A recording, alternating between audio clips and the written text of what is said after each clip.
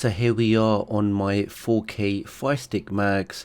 As you guys know, a few days ago I applied the new fix on how to keep Launcher Manager permanently running on my device.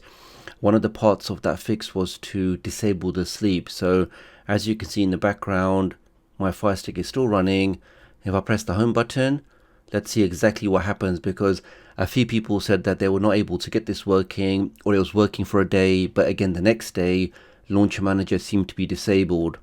Well, if I press the home key on mine, we can see it goes straight to the custom launcher still. So just to confirm that that fix definitely works, and if you also applied the exact same fix, there's no reason why your 4K Firestick Max or your Fire TV Cube or even the older 4K Firestick devices running Fire OS 6, they should also have the exact same experience. But what if you want to take it to the next level and completely block updates? And what that basically means is that your device will just now no longer connect to Amazon to download those updates. Now, of course, some of you want the latest features, you want to see what Amazon are offering, if there's any new programs or new applications or new changes that you may like. Obviously, if that's what you're interested in, then blocking updates is not for you. However, if you are somebody that is happy with their Fire Stick or Fire TV and doesn't want Amazon to make any more changes, they're happy with the way things are, they don't want any extra features or any extra changes or extra updates pushed to their device, if that's you, then you may want to follow the exact process in this video. Now, you know that the process has worked on your device because if you long press the home button, and we can see now if I go over to my settings, let's click on that. If I now go over to my Fire TV, and we can see there was an update error there, but if I click on that again, give that a second, and basically in the background what's happened now is my device has now blocked those processes, so they can now no longer communicate with the internet. If these processes can't communicate to the internet, then of course they can now no longer download any updates. I can continue using my device exactly how I like it. As soon as I press home, I'll always be taken to my custom launcher, and I can go ahead and keep my device exactly how I like it without any changes being forced down my throat from Amazon. So in this video today, let me show you how you can follow this process on all of your Amazon devices and now stop Amazon sending updates to your device. All you need to do is just hit that like button, make sure you hit that subscribe button. So with all of that being said, let's get started. If you're new to the channel and you want to stay up to date with the latest tech tutorials, the latest Fire Stick, Android and Android TV tips and tricks, then please do subscribe and hit the notification bell. It's a small click from you, but it makes a big difference to me. Thank you. Now, before I start the video, let me just show you one quick thing which maybe I missed in my last video, just to ensure that if you were to follow the previous video, how you can use Launcher Manager to once again use a custom launcher. And that script that runs in the background firstly ensures that if anything was downloaded from Amazon, it gets cleared out. It also clears the blacklist, and lastly it terminates the standard stock launcher, I think every 5 minutes. Now, just to confirm everything is okay, so if I go to other settings, if I now scroll down into where it says ADB commands, we can see the command I put in. If I just press the select button on that, that actually executes the command. So maybe if you type this command in and just press the home key, that command will not run until you select it once like I've done now, or you restart the device. And the reason for that is if I long press the select button and select the option to edit, we can see we had the option enabled execute on boot. So even if you didn't select this once to activate the script, when the device restarts, because this is set to execute on boot, it will then start processing the script and it'll be running in the background, which will then clear out anything downloaded from Amazon and also clear out the blacklist. I can click on save, so my device is okay. Okay, so for me to now actually block my device talking to the Amazon for those Amazon updates, I just need to install one program. Now to do that, if I just head over to my website by opening up Downloader, I can now make a quick connection to my website, which is just tdoctoruk.com, or you can always type in the short code 53402. Let's type that in and click on play, and this will take you directly to my website. Now when you get to my site, if you head over to the hamburger menu, which is one of the 3 lines, let's click on that.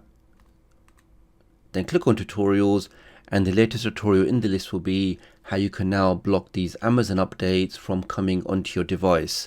Let's open that up. Okay, so block updates, Amazon updates. We can now see some step-by-step instructions. Let's scroll down. Now this will basically use an application called NetGuard, which is a free application which does not require you to have root access, and through this application we can now select which applications or which processes are allowed to talk to the internet.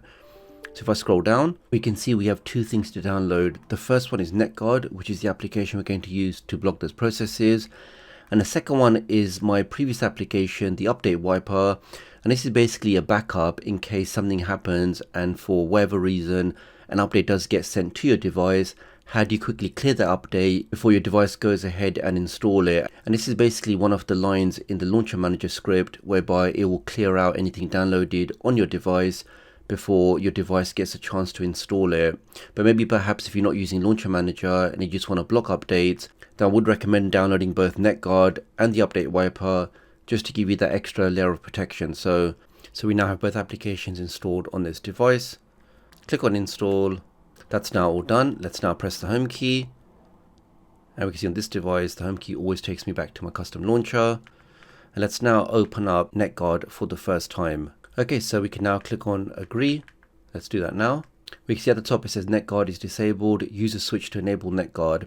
Now before we do that, just to show you what happens when NetGuard is not running, if I press the home button, if I go and try and check for update, and we can see now my device is actually downloading an update. So this is actually a great, very timely test. We can prove that the tdoctoruk Update Wiper will actually remove this downloaded file.